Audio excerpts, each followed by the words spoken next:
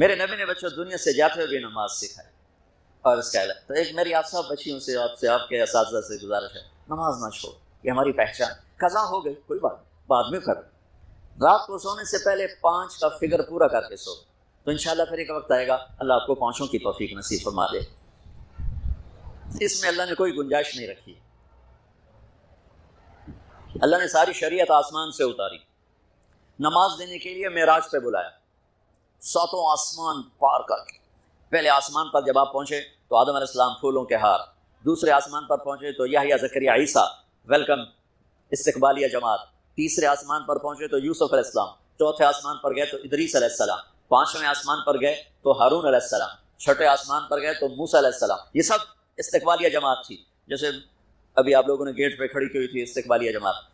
7ویں آسمان پر پہنچے تو ابراہیم علیہ السلام،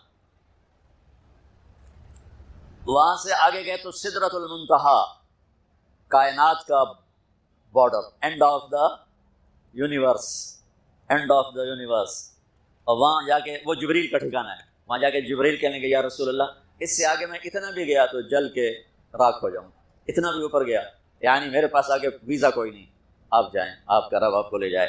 آگے آپ کیسے گئے وہ اللہ جانتا ہے یا اللہ کا رب یا اللہ کا نبی جانتا ہے۔ تو اس کے بعد آپ نے اوپر کا سفر شروع کیا اور عرش کے دروازے کھلے، پہلی دفعہ عرش کے دروازے کھل رہے ہیں اور اللہ کا عرش جھوم رہا ہے کہ آج کوئی آ رہا ہے، اور وہ وجد میں ہے، رقص میں ہے، مستی میں ہے، شوق میں ہے، کوئی آ رہا ہے۔ آپ کے قدم مبارک عرش کی سطح پر لگے اور عرش اور اللہ کے درمیان لامحدود پردے نور کے ہیں۔ میرے اللہ نے سارے سارے سارے پردے ہٹا کر فرمایا السلام علیکہ ایھا النبی ورحمۃ اللہ وبرکاتہ، اے میرے محبوب نبی آپ کا رب آپ کو سلام پیش کرتا ہے، سبحان اللہ۔ اور پھر آپ نے کہا التحیات للہ والصلوات والطیبات، میرے رب میری جان، میرا مال، میرا سب کچھ، میرا بول سب تیرے لیے، میری ہر بندگی تیرے لیے، وہ جانی ہو، مالی ہو، زبانی ہو، سب تیرے لیے۔ اس پر اللہ نے خوش ہو کر کہا السلام علیک ایھا النبی، السلام علیکم نہیں، علیک، صرف آپ کو آپ کا رب سلام پیش کر رہا ہے۔ علیکم میں تھا ہوتا آپ سب کو نہیں، صرف آپ کو، میرا اے میرے محبوب آپ کا رب صرف آپ کو یہ عزت دے رہا ہے کہ آپ کو آپ کا رب سلام پیش کرتا ہے، آپ پر اللہ کی رحمت ہو، اللہ کی برکتیں ہوں۔ پھر اپنے نبی پہ قربان جاؤ، انہوں نے امت کو شامل کر لیا کہ اچھا یا اللہ وہ تو تیری شان بے نیازی ہے، آپ نے مجھے اپنی رحمت سے نواز کر کہا السلام علیکہ، پر اب میں کہتا ہوں میری قبول کر لینا السلام علینا، میرے اوپر اور میری امت پر بھی تیرا سلام آتا ہے۔ کیا نبی اللہ نے دیا، سبحان اللہ۔ آپ نے فوراً امت کو شامل کیا السلام علینا، یا اللہ ہم سب پر پوری امت پر تیرا سلام ہو، پوری امت پر تیرا سلام ہو۔ وہاں جو تحفہ دیا، بہت سی باتیں ہوئیں، ایک حدیث سناتا ہوں پھر نماز کی بات کرتا ہوں۔ اپنے عرض کی یا اللہ ابراہیم آپ کے خلیل تھے اور موسیٰ آپ کے کلیم تھے، اور داؤد کے لیے لوہا نرم تھا، سلیمان کے لیے ہوا تابع تھی، اور عیسیٰ علیہ السلام ان کے لیے مردے زندہ تھے، فماذا جعلت لی، یا اللہ میرے لیے کیا ہے؟ تو اللہ تعالیٰ نے فرمایا واہ ولیس قد آتیتک افضل من ذلک کلہ، میرے محبوب آپ کو وہ دیا ہے جو کسی کو نہیں دیا۔ اچھا چلو وہ کیا ہے؟ کہ وہ یہ ہے قیامت تک تیرا میرا نام اکٹھا رہے گا، جدا نہیں ہو سکتا۔ آپ کو میرا ساتھ مل گیا، آپ کو میرا قرب مل گیا، لا الہ الا اللہ، آگے پڑھو۔ اب یہ جدا ہو سکتا ہے؟ کوئی آتا ہے نا آفیسر تو اس کا نام کی پلیٹ لگتی ہے، نیم پلیٹ لگ جاتی ہے، جب وہ 1 2 سال 3 سال بعد ٹرانسفر ہوتا ہے تو اس کی نیم پلیٹ تبدیل ہو کے دوسری لگ جاتی ہے، یا اپنے دفتروں میں دیکھتے رہتے ہیں۔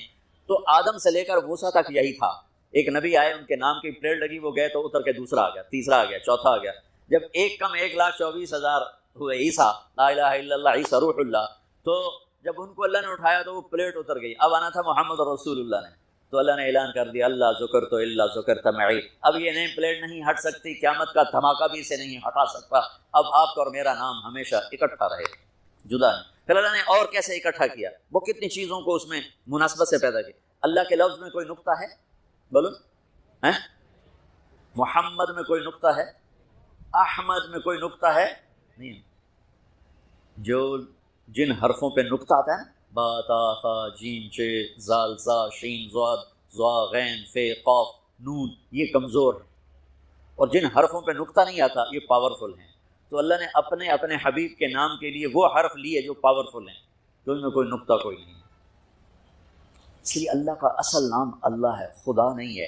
ہمارے بر صغیر میں خدا چل گیا، یہ کسی فارسی نے نام اپنے علم سے بتایا، خدا اسے کہتے ہیں بچوں جسے کسی نے نام بنایا ہو، لیکن اللہ وہ نام ہے جو اس نے خود اپنا نام رکھا کہ میں اللہ ہوں، ذالکم اللہ ربکم الحق اللہ لا الہ الا ہو، الف لام میم اللہ لا الہ الا ہو، هو اللہ الذی لا الہ الا ہو، فإن تولوا فقل حسبی اللہ لا الہ الا ہو، اللہ یبدأ الخلق ثم یعیدہ، اللہ الذی رفع السماوات بغیر عمد ترونها، قل هو اللہ احد اللہ الصمد لم یلد ولم یولد ولم یکن لہ کفوا احد۔ اس کی عادت ڈالو کہ خدا کی بجائے اللہ زبان سے نکلے، تو اس میں نور زیادہ ہے، اس میں نورانیت زیادہ ہے، تو کوئی نقطہ نہیں تینوں پر۔ اب دوسری مناسبت، اللہ 4 حرف الف لام لام ہا، محمد 4 حرف میم ہا میم دال، احمد 4 حرف الف ہا میم دال، اللہ 4 محمد 4 احمد 4 حرف، یہ مناسبت سمجھ میں آئی؟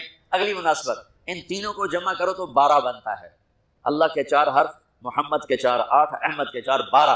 جب اللہ نے کلمہ توحید جوڑا اور کلمہ رسالت ہمیں سکھایا تو لا الہ الا اللہ کے 12 حرف ہیں اور محمد رسول اللہ کے بھی 12 حرف ہیں صلی اللہ علیہ وسلم۔ تو آپ نے کہا میرے محبوب آپ کو میں نے پتہ کیا دیا ہے، قیامت تک آپ کا نام میرے نام کے ساتھ رہے۔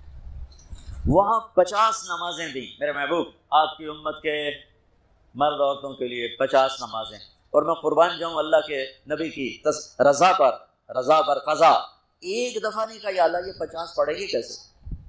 سوال 50 کیسے پڑھیں گے؟ پتہ پہلی امتوں میں کتنی نمازیں فرض تھیں؟ 2، فجر کی 2 رکعت، عصر کی 2 رکعت۔ میرے نبی اسی وقت آمین کہا اور واپس چل پڑے۔ میں نے کہیں پڑھا نہیں، لیکن مجھے لگتا ہے کہ موسیٰ کو اللہ نے خود ہی کھڑا کیا ہوگا کہ یہ میرا نبی 50 لے کے جا رہا ہے، مجھ سے کہا ہی نہیں میں کم کروں، تو موسیٰ اسے میرے پاس واپس بھیج۔ ورنہ موسیٰ علیہ السلام خود کیسے کھڑے ہو سکتے تھے؟ بہرحال چونکہ میرے ذہن کی بات ہے، پڑھی ہوئی بات نہیں ہے، تو میں اتنے دعوے سے نہیں کہہ سکتا۔ آگے موسیٰ علیہ السلام کھڑے تھے، حضور کیسی رہی ملاقات؟ کب 50 نمازیں ملی؟ کہا کہ توبہ توبہ کون پڑھے گا، اللہ کے واسطے واپس جائیں، تھوڑی کروا کے لائیں۔ تو آپ 6 آسمان پہ پہنچ چکے تھے، سدرۃ المنتہا سے 6 آسمان، لاکھوں کروڑوں سال کا فاصلہ، لیکن وہ یوں طے ہو رہا تھا۔ واپس گئے، یا اللہ کوئی تھوڑی کر دے، خفف عن امتی، تو اللہ کہتا ہے چلو ٹھیک ہے ہم نے 5 ہی دینی ہیں، 45 معاف نہیں، اللہ کا 5 معاف، 45 لے کے واپس بھیج دیے۔ آگے پھر موسیٰ علیہ السلام کھڑے چونکہ اللہ کے نبی نے پھر نہیں کہا کہ تھوڑی کریں، ہاں جی کتنی، کیا ہوا؟ کہ 5 معاف ہو گئی، یعنی یہ میں منت کرتا ہوں آپ واپس جائیں، انہوں نے کوئی نہیں پڑھنی، بہت زیادہ ہے۔ پھر واپس اللہ نے پھر 40 اڑانے کی بجائے اللہ نے کہا اچھا 5 معاف، تو 40 ہو گئی۔ پھر موسیٰ علیہ السلام نے ہاتھ جوڑے تو انہوں نے کہا اچھا 5 معاف، تو 35 ہو گئی۔ پھر موسیٰ علیہ السلام ایک دفعہ میرے نبی نے خود نہیں کہا، سبحان اللہ، آپ کی ایک دعا ہے اللہم انی اسألک الرضا بعد القضاء، یا اللہ مجھے اپنی تقدیر پہ راضی کر دے، جو تو کہے میں سر جھکا دوں اس کے ساتھ، میرا کام ہی ہو تیرے آگے سر جھکا دے۔ 35 یا رسول اللہ واپس، اللہ نے کہا چلو 5 اور کام، 30، پھر واپس انہوں نے بھیجا، پھر 5 اور کام، چلو میرے محبوب 25، پھر واپس چلو میرے محبوب 20، پھر واپس میرے محبوب 15، پھر واپس میرے حبیب 10، پھر واپس میرے حبیب 5 پہ آ گئے۔ اب پہنچے، اب موسیٰ علیہ السلام کہنے گئے اب کیا ہوا؟ کہ 5 رہ گئی، کہ کوئی نہیں پڑھنی، سپیریئر دے لڑکے ہیں کوئی نہیں پڑھنی، ایک ہی پڑھیں گے، وہ یہ ہاتھ آ گئی جمعے دی نماز، باقی ساریاں بخشوا لین۔ شیخ عبد القادر جیلانی محبوب سبحانی پیران پیر رحمۃ اللہ علیہ مراقبے میں تھے، تو شیطان نہ نورانی شکل میں آ گیا، میں تیرا رب تجھ سے بات کر رہا ہوں، جا آج سے تیری سب نمازیں معاف۔ تو وہ کوئی عام عالم تھوڑا ہی ہے، پیران پیر، انہوں نے مراقبے میں فرمایا کہ یہ تو رب نے اپنے نبی کو معاف نہ کی، تو کون ہے مجھے معاف کرنے والا؟ تو شیطان ہی لگتا ہے، تو خواب چاہ جانا تھی ڈنڈورا پٹوا دینا، شکر ہے نمازاں دی چھٹی ہو گئی، کام بن گیا نمازاں دی، رب نے آ کے آخ دیتا ہے نمازاں دی چھٹی، یہ نہیں پتا بھی شیطان آیا بیٹھا۔ تو موسیٰ علیہ السلام نے کہا یا رسول اللہ 5 بہت زیادہ ہیں، نہیں پڑھیں۔ آپ نے کہا موسیٰ اب مجھے شرم آتی ہے، 5 کم ہو رہی ہیں، اب گیا اور یہ بھی معاف ہو گئی، تو پھر میری امت اپنے اللہ سے رابطہ کیسے کرے گی؟ میں نہیں جاتا۔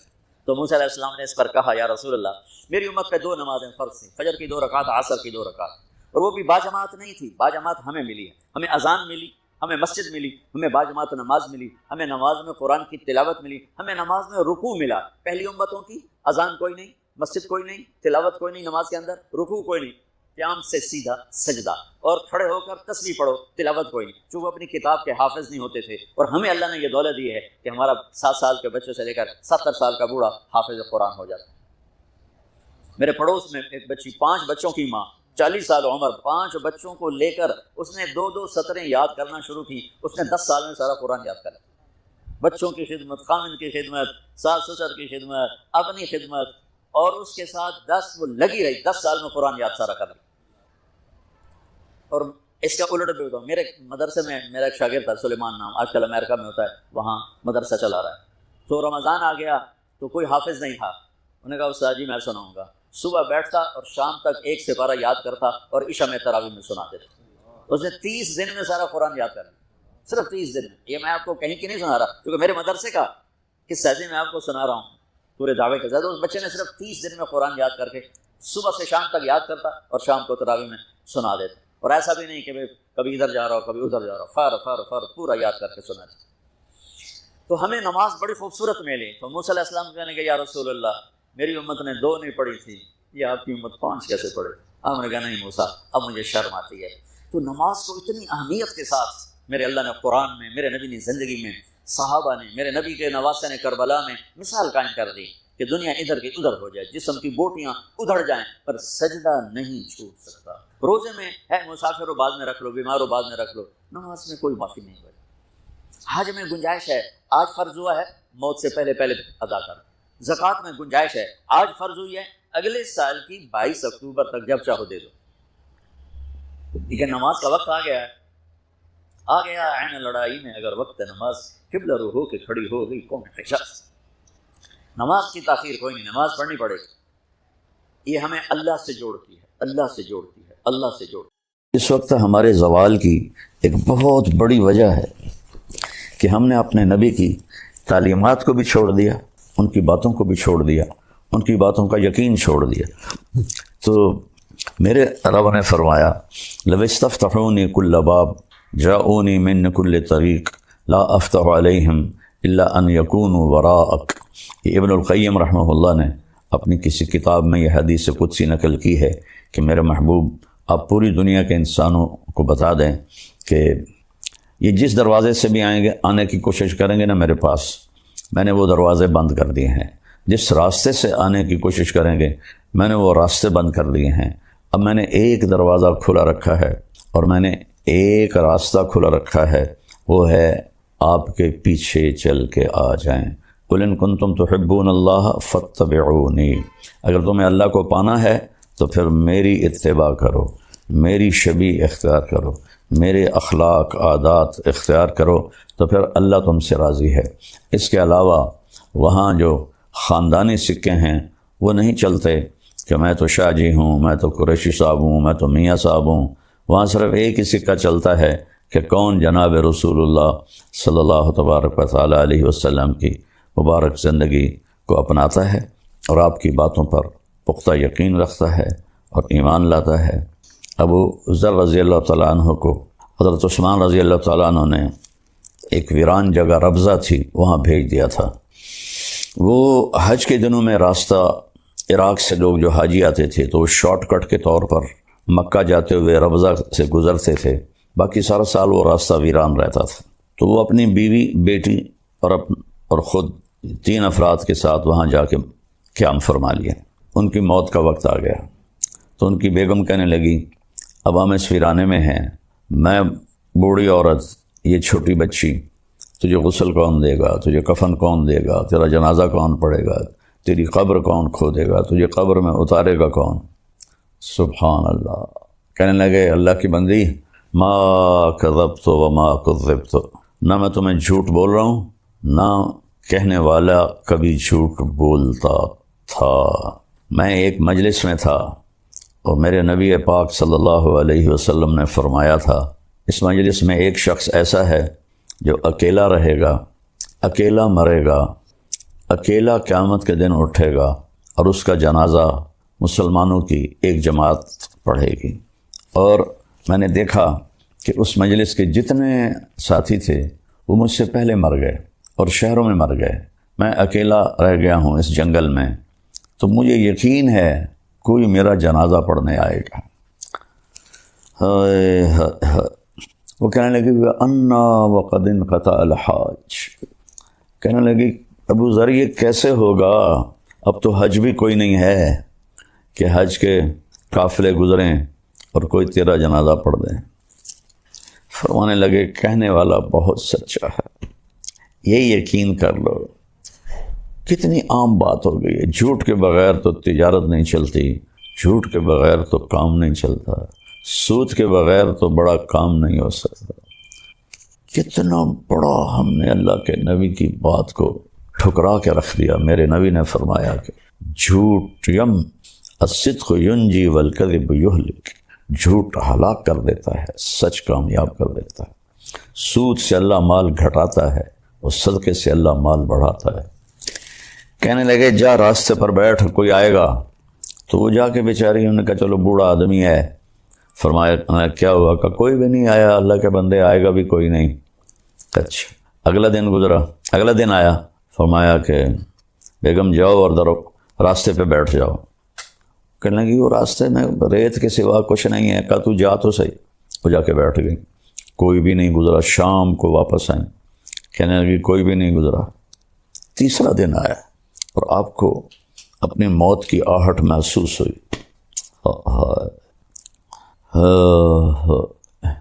ایک حدیث میں آتا ہے، ابن ماجہ کی حدیث ہے کہ اللہ تعالیٰ 4 آدمیوں سے محبت کرتا ہے، میرے صحابہ میں سے 4 آدمیوں سے محبت کرتا ہے، اور پھر فرمایا علی ان میں سے ہے، علی ان میں سے ہے، علی ان میں سے ہے۔ سبحان اللہ۔ پھر فرمایا ابو ذر، مقداد اور سلمان، ان 4 سے میرے اللہ نے مجھے کہا ہے میں پیار کرتا ہوں۔ 3 دفعہ فرمایا علی ان میں سے ہے، علی ان میں سے ہے، علی ان میں سے ہے۔ آگے چل کے امت نے بے وفائی کرنی تھی، آپ نے ایک دفعہ فرمایا بھی سی علی میرے بعد امت تجھ سے بے وفائی کرے گی، کیا کرو گے؟ انہوں نے عرض کی یا رسول اللہ میرا دین سلامت رہے گا؟ کہنے لگے ہاں تیرا دین تو سلامت رہے گا۔ کہ پھر مجھے کوئی پرواہ نہیں ہے۔ اور پھر اپنے ساتھیوں کی بے وفائیوں سے اتنا دکھی ہوئے کہ فجر کی نماز پڑھ کے مصلی پر بیٹھتے تھے، داڑھی کو ایسے پکڑتے تھے، فرماتے تو کب رنگین ہوگی، تو کب رنگین ہوگی، تو کب رنگین ہوگی۔ ایک دفعہ آپ بہت بیمار ہوئے تو عرض کی یا رسول اللہ مجھے تو لگتا ہے کہ میری موت کا وقت آ گیا ہے۔ تو آپ نے فرمایا علی نہیں ابھی نہیں، تو اس دن مرے گا۔ آپ نے اپنا ہاتھ ایسے رکھا، جب تیرے اس سر کے خون سے یوں ہاتھ نیچے لائے تیری یہ داڑھی رنگین ہوگی تو اس دن مرے گا، تو اس سے پہلے نہیں مرے گا۔ تو پھر وہ حدیث یاد کر کے ایسے داڑھی پکڑتے اور کہتے تو کب رنگین ہوگی، تو کب رنگین ہوگی۔ کہ آپ کے جو تھے ماننے ساتھی وہ انتہائی بے وفا تھے۔ مصر پر معاویہ بن خدیج رضی اللہ تعالیٰ عنہ نے امیر معاویہ رضی اللہ عنہ کی طرف سے حملہ کیا اور اس پہ قبضہ کر لیا، اور حضرت ابوبکر کے بیٹے محمد بن ابی بکر کو قتل کر کے ان کی لاش کو گدھے کی کھال میں لپیٹ کے آگ لگا دی۔ حضرت علی رضی اللہ تعالیٰ عنہ انتہائی غمگین ہوئے اور حکم دیا کہ نکلو ان کے خلاف جہاد کے لیے، اور آپ خود نکلے اور خیمہ کوفے کے باہر لگا کے آپ نے وہاں قیام کیا۔ صبح اٹھے تو ایک آدمی بھی نہیں آیا ہوا تھا، ایک آدمی بھی نہیں آیا ہوا تھا، اور کوفہ مرکز تھا آپ کے محبت کرنے والوں کے۔ تو آپ انتہائی دل برداشتہ ہو کر پھر واپس چلے گئے اپنے گھر۔ تو اس لیے 3 دفعہ کہا 4 آدمیوں سے اللہ پیار کرتا ہے اور علی ان میں سے ہے، علی ان میں سے ہے، علی ان میں سے ہے۔